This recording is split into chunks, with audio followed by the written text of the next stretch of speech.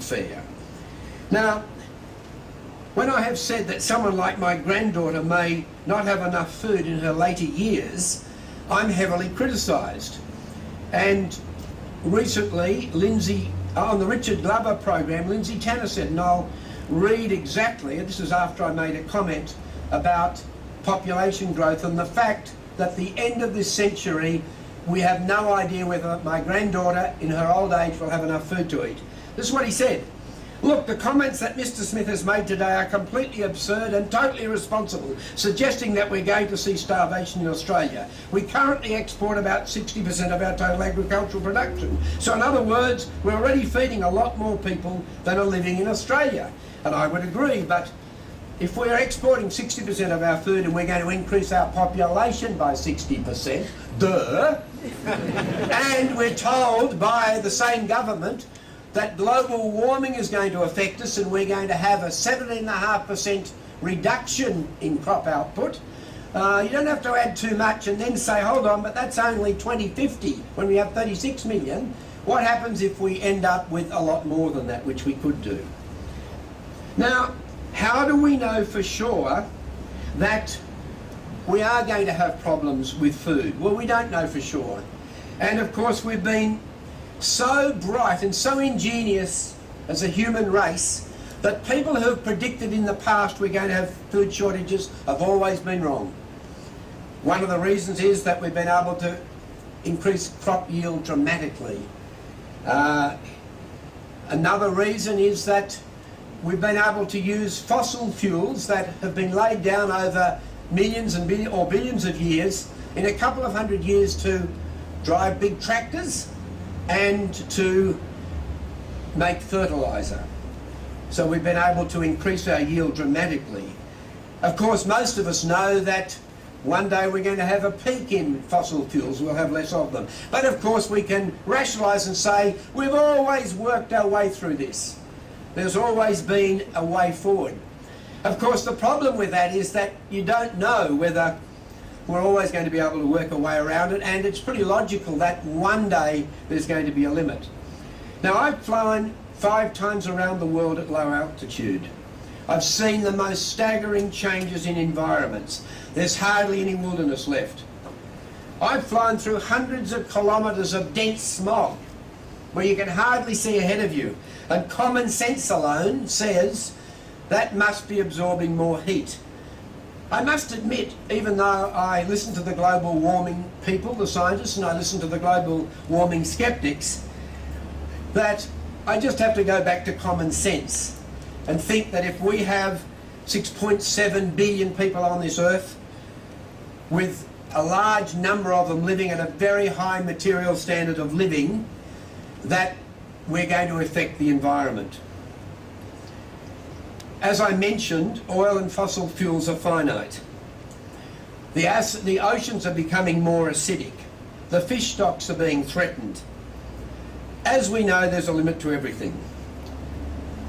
Now, I mentioned to you that in the past people have predicted, a good example was Paul Ehrlich, who said that the Western world there would be starvation in the 80s and 90s. He was wrong. Possibly he was only wrong in the dates. People underestimate human ingenuity, but if you believe in the second law of thermodynamics, which is all tied up with energy in and energy out and the inefficiencies which are there, you know that there's no doubt that one day there will be a maximum limit to the number of people. Now, we could just let capitalism solve the problem. Capitalism is ruthless. There's no compassion in capitalism. We've all seen family companies that haven't been able to keep up with the marketplace lose everything and become bankrupt. Incredibly cruel. And that's what capitalism will do. If we end up with too many people on this earth, I can tell you people will starve. Capitalism will keep working, but there will be starving people. Someone said there could be not thousands of boat people coming here, but millions trying to get here because the food in their own country is running out. Of course, what will happen before the food runs out? The costs will go up. The cost of oil will go up. The cost of everything will go up. A wealthy country like us will be able to buy the food. How will we feel, or how will our children and grandchildren feel if you buy the food from countries where people are starving to death? You won't be happy, well, they won't be happy. Now, I happen to believe that, in fact, if we do have a population policy, that our free enterprise system will handle it really well. It's interesting, people claim that capitalism won't work without growth. What rubbish. If we have a limit in population increase, let's say we were sensible enough to have a policy and it said we're going to stop our population growing, and that's not too hard to do. I'll talk about that shortly, 26 or 28 million. Now let's say you're the CEO of Woolworths or Coles. You've always increased the turnover and the profits of your company because it's been so easy. More and more people buying your food, more and more people coming from overseas, more and more babies being produced. Any idiot could make money and increase profits in a market like that. But let's say the population becomes the same. We're not increasing population. What these CEOs would have to do, believe it or not, is increase profits by becoming more efficient, by removing waste, all of those things. And believe it or not, it's possible to do. One of the reasons capitalists like myself don't like a stable population, because then you get what we call a seller's market for labour. And people who are on wages and salaries, 80% of Australia will probably get more, and capitalists like myself will make a bit less. Well, in fact, that would probably be fairer anyway, so it's not the worst problem in the world.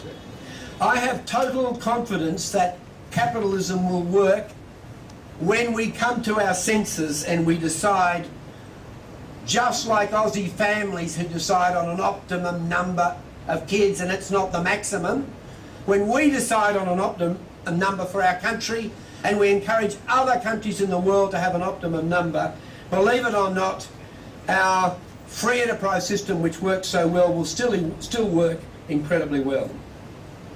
It's interesting that within our country, 80% of people work on wages or salaries.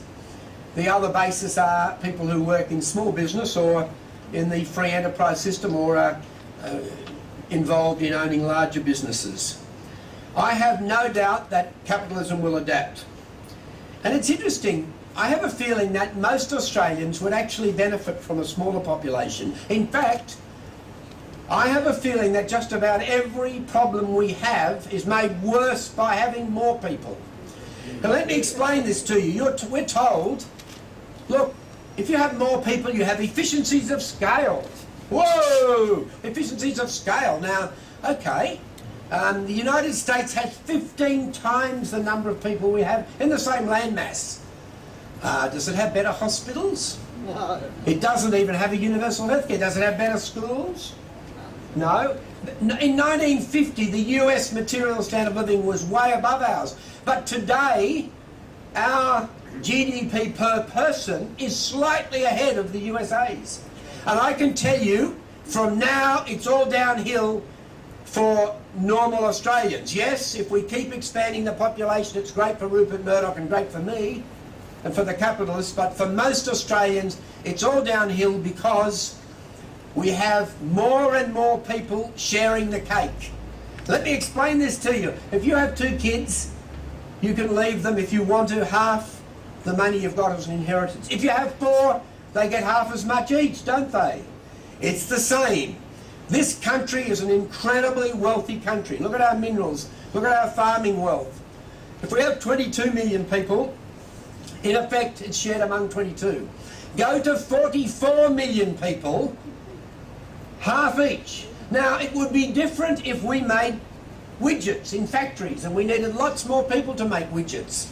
But we don't.